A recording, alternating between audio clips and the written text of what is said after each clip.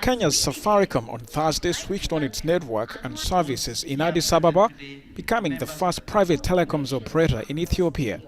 In 2021, the Ethiopian government licensed Safaricom in an $850 million deal.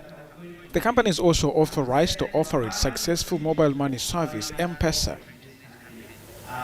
Today, we sign off one of the biggest investments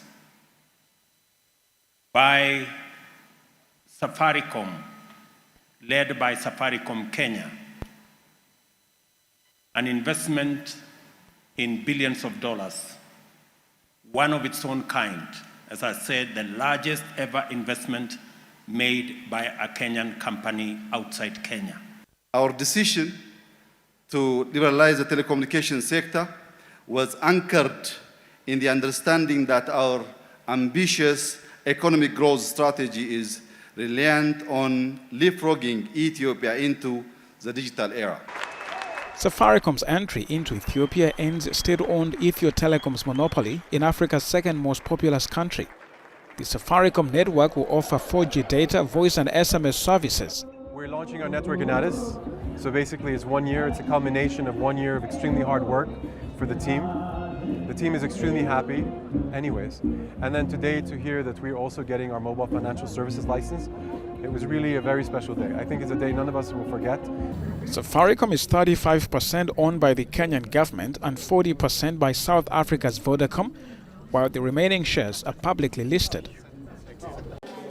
Polls have closed in Lesotho, where voters, some draped in traditional shepherd's blankets, cast their ballot on Friday in parliamentary elections. Polls closed late in the evening and counting started shortly afterwards. More than 50 parties were in the running and over 1 million people were registered to vote.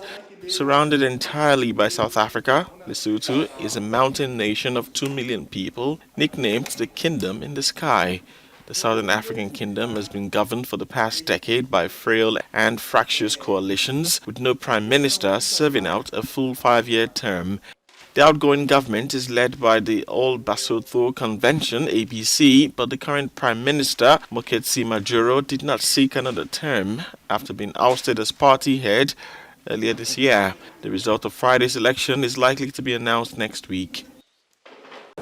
Nigeria's President Muhammadu Buhari is launching an ambitious plan to grow the country's economy and end its security woes with record government expenditure. The budget, expected to take effect in January 2023, is Nigeria's highest ever. Buhari told the National Assembly that removing subsidy on petrol is one of its critical plans to cut spending. The 2023 budget proposal is the 8th and final budget of this administration.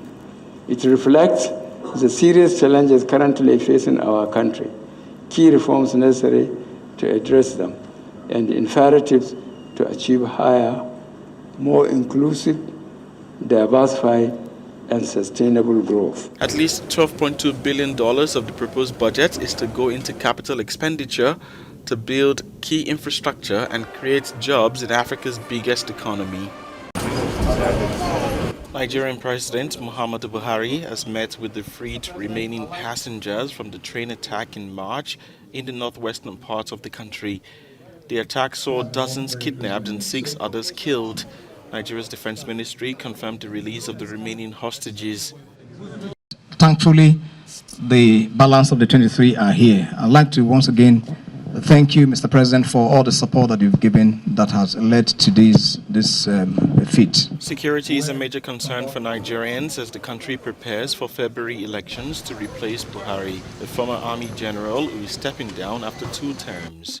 As a prisoner. Former South African President Jacob Zuma is again a free man following the expiry of his prison sentence for contempt of court.